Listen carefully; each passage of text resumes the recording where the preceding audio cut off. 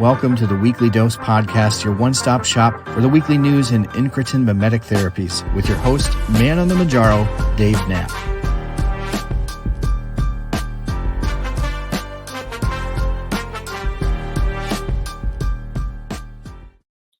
Welcome to the Tuesday, July 2nd edition of the Weekly Dose Podcast. I'm your host, Dave Knapp, man on the Manjaro. That's why I'm here. You are on the pen.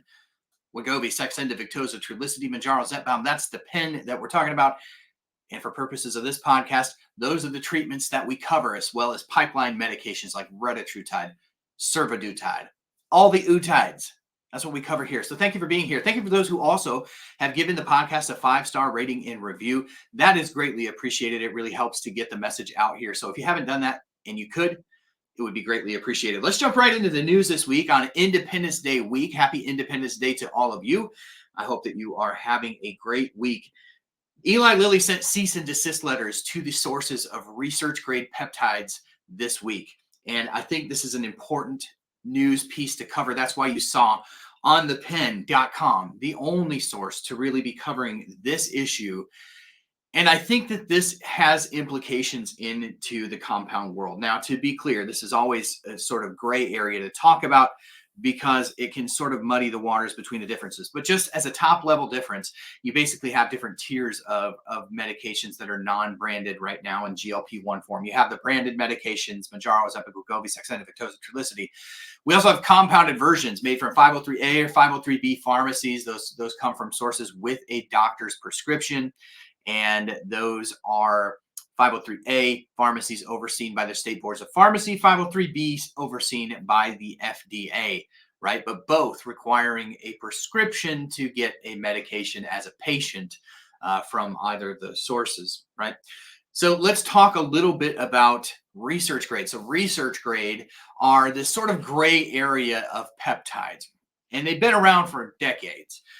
Usually in the bodybuilding community is where they've sort of gone to these research grade peptides as ways of supplementing, whether it's muscle mass preservation or building energy, and especially in like wound healing, injury healing. The use of peptides has long been a popular thing to do in that community. And the source has always been these research grade companies. Now, these folks have been able to get access to these peptides because they're labeled as not for human consumption. They are essentially bootleg versions from typically sources in China and India, which is no shade to China or India. We get many of our API most of our API for our pharmaceuticals from over there. But basically, they are outside of the supervision of the FDA. There are no regulatory bodies or governing agencies that are there to ensure their safety and efficacy, and really no ways to report on and have a database on adverse reactions to these peptides. So they're a very sort of gray market for peptides. And what you saw this week was Eli Lilly sent a cease and desist letter to multiple sources of the active pharmaceutical ingredient tirzepatide that was being sold through these peptide companies in the United States. Now, where are the implications for the legitimate prescription-based compound versions of these drugs? Well, here's what I think is happening here. I think, and this is 100% speculation on my part, but it's also having my fingers into the world with people who are in the peptide world, in the compounding world, and in the pharmaceutical world. And I believe that many of the sources that are, and there are just a small handful of sources over in China and India that manufacture these peptides. And I believe that some of the sourcing for the research grade versions of these are also the sources for the legitimate compound versions, as the 503As and 503Bs in this country are not typically manufacturing API. It's more of a finish and fill on the 503B side. And as a matter of fact, I don't believe there are any 503Bs that are selling tirzepatide at this point, all semaglutide. On the 503A side, you're filling individual prescriptions, right? So they're just mixing on an individual level a script for a person. And I believe that the API is coming from similar sources. That is my presumption here. And so I think at choking off the source of this could have implications into the legitimate compound world. So we will wait and see how this sort of develops over the next couple of weeks. But I can't stress enough how important it is if you are considering a GLP-1 medication, to do so under the supervision of a medical doctor, somebody who has been trained to know who qualifies for these medications, who will respond well, and who just ought not be on them for various reasons. Blood work, a critical piece, I believe, to understanding and having insight into who might benefit the most from what doses, etc. This is not something we should be doing outside of doctor supervision. So just take that for what it's worth. On that note, this past week we heard a news article break on Hims and Hers. So there's been sort of a media kind of attack on Hims and Hers, a massive telehealth company here in the United States. It has its origins in sort of providing, male health and wellness products, medications. So they've obviously jumped, like everyone else, into the GLP-1 game, seeing the benefits for people there. But what we saw was a little bit disturbing this week, as we saw some news that they have actually been giving out GLP-1 scripts without even ever consulting with the doctor. So that is an interesting one. I will link the article in the show notes, as I will to all the topics that we talk about. Hat tip to Clark Kent, who puts a lot of this stuff together for us every week. I really appreciate Clark's work on this. So yeah, we'll have to kind of see as the telehealth companies that are out there are definitely not all created equal. There are some that are doing it in better ways and more responsible ways than others. But you see, when news comes out like this, where the argument for the people on the research grade go, see, if all I'm doing is jumping through a hoop and paying somebody to get access to a medication, and I'm never going to consult a doctor, and they're never going to give me advice or help me in any real way other than providing access to the script, why bother, right? And I think that's going to be the argument that you get on the other side. Not my argument, but I believe that that's what you're hearing kind of from the other side. When we talk about generic versions of these medications, so FDA-approved generic versions of these medications, there was some huge news this week from Teva Pharmaceuticals, which announced that they were going to launch a generic version of liraglutide. Now, they will have 6 months as sort of the sole provider of the generic version of liraglutide. Liraglutide is the active pharmaceutical ingredient in two medications, Victoza and Saxenda. Those are daily GLP-1 injections, Victoza being for type 2 diabetes on a little bit lower dose, and Saxenda being the chronic weight management version, is one of the OGest of all the peptides for chronic weight management. Obviously, you had a exenatide before that, but it was a little bit more effective, a little fewer side effects. But it is a daily injection. And so basically, they're launching in 2 or 3 pens. And the 2-pen version, you're going to get each pen with 18 milligrams, 0.6 being your starter dose, and then 1.8, I believe, being the upper dose. And so what you're going to get out of the upper dose is 10 days per pen. So 2 pens going to get you 20 days supply. And you're going to get about a full month, conversely, out of 1 pen if you're on the starter dose. Now, you're going to need to be on those upper doses for most people if you're looking at the clinical trials, if you're going to use it off label for weight loss, because this is the weight loss version of the diabetes version rather of liraglutide that has been approved by the FDA for type 2 diabetes in generic form. So your doctor's going to have to write this off label if you intend to use it for chronic weight management. Many people looking at liraglutide as a potential option for maintenance, though it might be a little bit more of a nuisance with a daily injection versus a weekly injection. And obviously, if you're looking at the clinical trial data, very insignificant amount of weight loss when compared to the newer versions that are on the market. Of course, semaglutide, Ozempic, Wegovy being the chronic weight management version of semaglutide. Semaglutide structurally, from a chemical standpoint, structurally very similar to liraglutide. They made some slight modifications to it, really to extend the half-life of it, so it could be a weekly injection versus a daily injection. So when you talk liraglutide, semaglutide, very, very similar molecules. I think that's why there has been so much, maybe not so much recently, but in the past, like year and a half, you've seen other pharmaceutical companies sort of throw their hat into the mix in some pressure campaigns done at the FTC level, at the FDA level, to sort of challenge the patents on semaglutide because it is so similar structurally to liraglutide. So it'd be interesting to see how some of those shake out.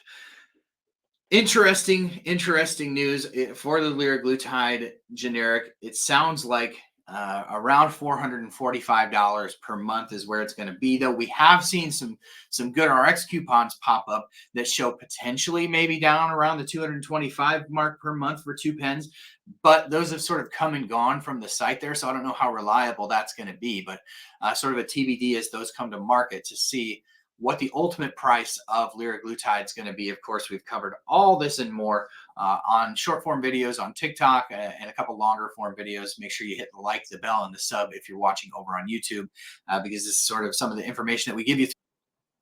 Another big topic that we talk about here at On the Pen is accessibility of these medications to our friends on Medicare. Now, for our friends on Medicare, of course, we know that it's actually against the law for Medicare Part D plans to cover weight loss medications. Believe it or not, it's actually against the law. The Treat and Reduce Obesity Act is actually a bill that is in the United States House of Representatives currently, and that would seek to reverse that law, right? And ultimately, hopefully, expand some accessibility to the versions of these medications for chronic weight management. Now, there was some news on TROA. We've actually seen some movement this past week on TROA, which is news, right? We haven't seen a whole lot of movement on TROA. So a scaled back version of TROA passed the House Ways and Means Committee this week, which means, it tees it up for a potential vote on the floor.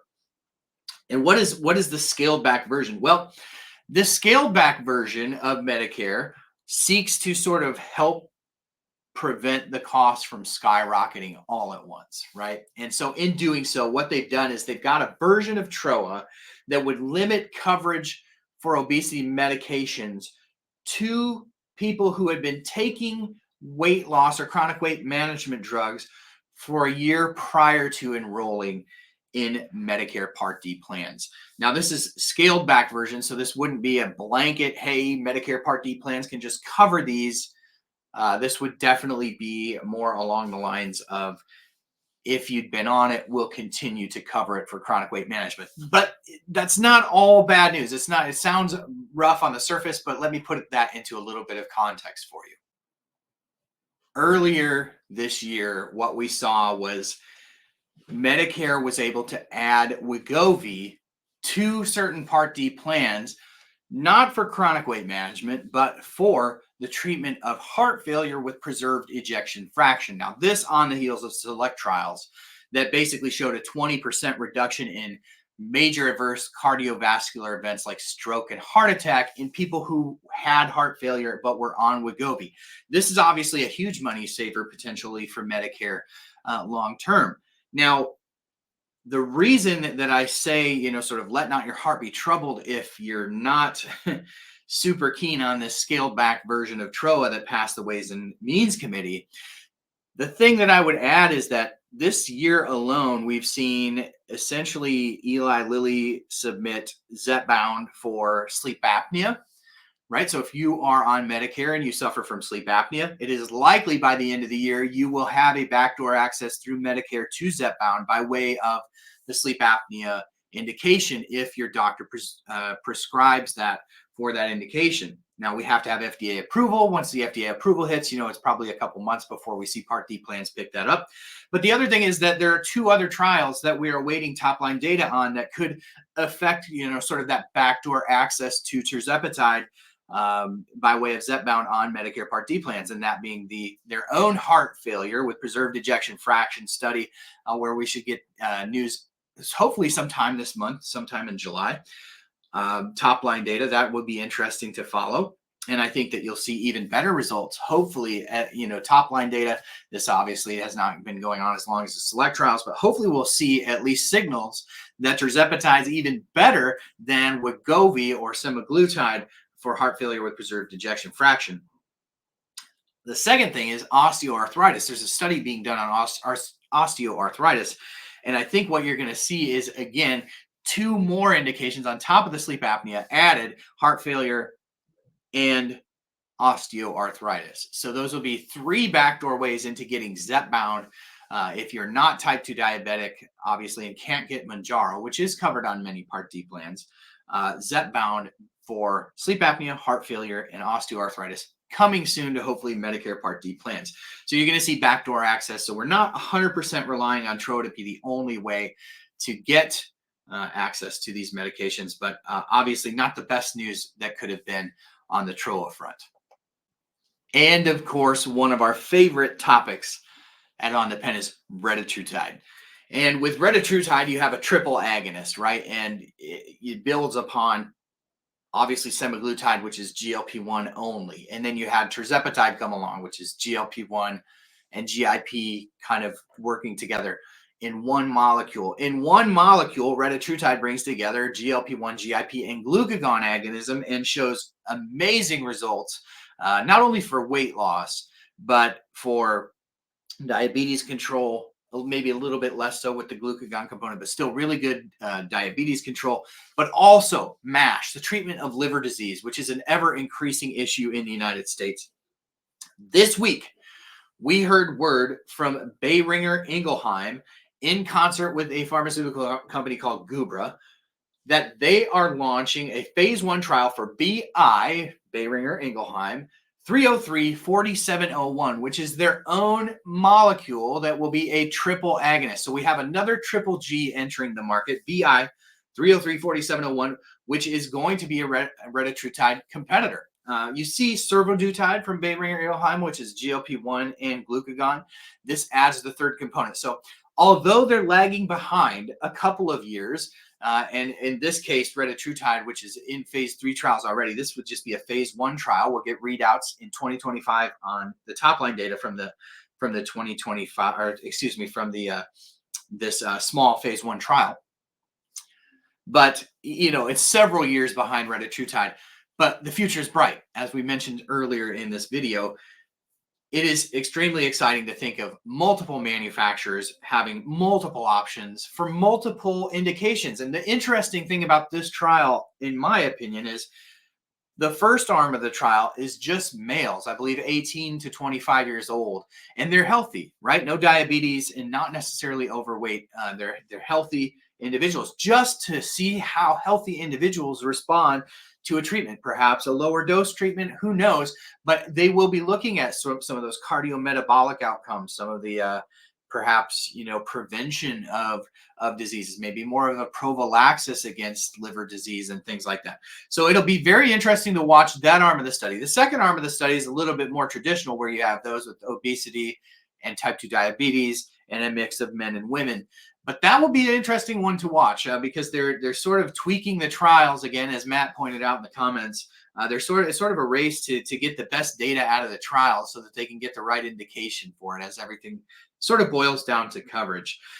This is really exciting news to me, because retatrutide, I think, will be the next generation, a game changer, along with CagriSema coming a little bit before retatrutide from Eli Lilly. So very interesting stuff to watch. Lots of news this week. Thank you again to Clark Kent Hat Tip for helping put the news together this week. There's more to cover, but that's what we're going to get to try to keep it to your weekly dose. Thank you for being here with me today. Thank you for being the best part of On the Pen, the Weekly Dose. Make sure that you hit that like, hit that bell, hit that sub on YouTube. If you're listening to the podcast, make sure you give it a 5-star rating and review wherever you listen. That really, really helps. If you just want to give back in one little way today, that is one very easy way that you can give back to the stream. Share it somewhere. Share it into your Reddit forums, your Facebook groups. Those are all really helpful and easy ways to help grow what we're doing here. Thank you for being the best part of what we do. Until next week, we will see you on the pen. Happy Independence Day.